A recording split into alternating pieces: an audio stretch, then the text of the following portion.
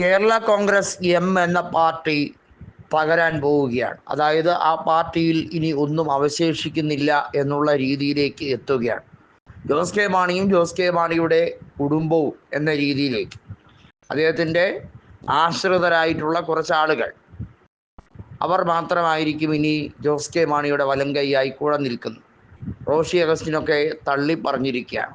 Sebastian കളത്തുങ്കലും അതുപോലെ തന്നെ job മൈക്കിളും N ജയരാജുമെല്ലാം Joseph ഗ്രൂപ്പിലേക്ക് മാറുന്നതിനെ പറ്റി കൃത്യമായി ആലോചിച്ചുകൊണ്ടിരിക്കുകയാണ്.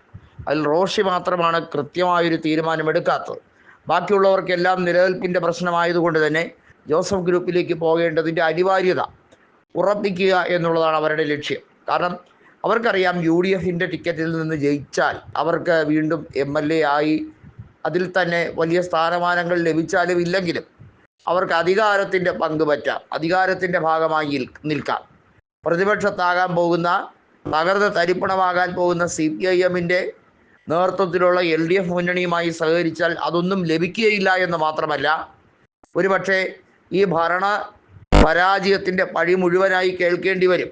സെബാസ്റ്റ്യൻ കുളത്തുങ്കലായിരുന്നാലും ജോബ് മൈക്കിളായിരുന്നാലും എൻ ജയരാജായിരുന്നാലും അവരൊക്കെ ഭരണകക്ഷി MLAമാരാണ് എന്ന് പറയുന്നുണ്ടെങ്കിലും അവരാരും ഈ ഭരണവിരുദ്ധ തരംഗം അത് അവരിലേക്ക് എത്താൻ അവർ ആഗ്രഹിക്കുന്നില്ല എന്നുള്ളതാണ് വാസ്തവം.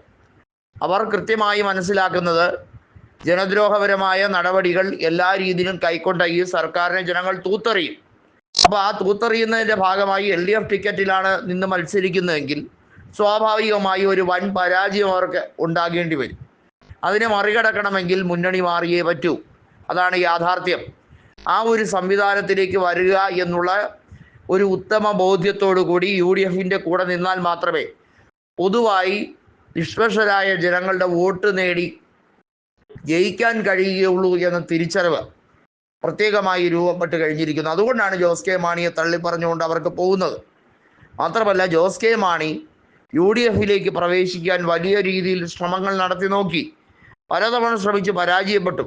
ഒടുവിൽ ജോസ് കെ മാണി ആ ഇളിഭ്യത മറയ്ക്കാൻ വേണ്ടി താൻ അങ്ങനെ ഒരു ചർച്ചയെ നടത്തിയില്ല, ഇതൊക്കെ മാധ്യമങ്ങളുടെ കെട്ടുകഥയാണ് എന്ന് വരുത്തി തീർക്കാൻ ഒരു ശ്രമം നടത്തി. അവിടെയും ജനങ്ങൾ അദ്ദേഹത്തിനെ കയ്യോടെ പിടികൂടി. അദ്ദേഹം ഈ നമ്പരൊക്കെ കാണിക്കാൻ തുടങ്ങിയിട്ട് കുറേ നാളായി. ഇത് 1990കളിലെ നമ്പരാണെന്നും കേരള രാഷ്ട്രീയം ഒരുപാട് മാറിക്കഴിഞ്ഞിരിക്കുന്നുവെന്നും അദ്ദേഹത്തിൻ്റെ കൂടെയുള്ള സുഹൃത്തുക്കൾ പറഞ്ഞു തുടങ്ങിയോടുകൂടിയാണ് ജോസ് മോന് കാര്യങ്ങൾ മനസ്സിലായത്, നേരം വെളുത്തു എന്നുള്ളത് ബോധ്യപ്പെട്ട് കഴിഞ്ഞതും. തൻ്റെ പിതാവ് KM മാണി അടക്കി വാണിരുന്ന പാല ഉൾപ്പെടെയുള്ള തട്ടകം എന്നേക്കുമായി UDFിൻ്റെ ശക്തി ദുർഗമാവുകയും എന്നാൽ അവിടെ വ്യക്തിപ്രഭാവം എന്നൊരു positive strategy Mani C Kappan develop ചെയ്തെടുക്കുകയും ചെയ്തതോടുകൂടിയാണ് ഇനി ഏത് മുന്നണിയിൽ നിന്നാലും ജോസ് കെ മാണിയാണ് മത്സരിക്കുന്നതെങ്കിൽ അദ്ദേഹത്തിന് ഒരുപക്ഷെ വലിയ പരാജയമായിരിക്കും ജനങ്ങൾ കൊടുക്കുക എന്നുള്ള തിരിച്ചറിവിലേക്ക് വന്നു. അതുകൊണ്ടാണ് പാല വിട്ടത്. ഇനി കോട്ടയം സ്റ്റാൻഡും വിട്ടു പോകേണ്ടതാണ് എന്ന ബോധ്യം വന്നത് പാർലമെൻറ്റ് തിരഞ്ഞെടുപ്പ് കഴിഞ്ഞോടുകൂടിയാണ്. അദ്ദേഹത്തിൻ്റെ സ്ഥാനാർത്ഥിയായിട്ടുള്ള തോമസ് ചാഴിക്കാടൻ 90,000 വോട്ടുകൾക്ക് തകർന്നടിഞ്ഞ മണ്ഡലമാണ്. ഇനി ലോക്സഭയിലും നിയമസഭയിലും ഒന്നും കേരളത്തിൽ ഇരുന്നു കൊണ്ട് മത്സരിച്ച് ജയിച്ച് അങ്ങ് ഡൽഹിക്ക് പോകാമെന്നൊരു പ്രത്യാശ പോലും ഇല്ലാത്തത് കൊണ്ടാണ് ജോസ് കെ മാണിയും തൻ്റെ വിശ്വസ്തരായ കുറച്ച് അനുയായികളും, അവരൊക്കെ അപ്രസക്തരാണ്, പക്ഷേ അവരെയൊക്കെ മാത്രമേ ഇനി കിട്ടത്തുള്ളൂ. അതല്ലാതെ രാഷ്ട്രീയത്തിൽ മുന്തിയ രാഷ്ട്രീയ പ്രവർത്തനം നടത്തുന്ന MLAമാരെ ഒന്നും ഇനി കിട്ടില്ല എന്ന് ജോസ് കെ മാണിക്ക് നന്നായി അറിയാം.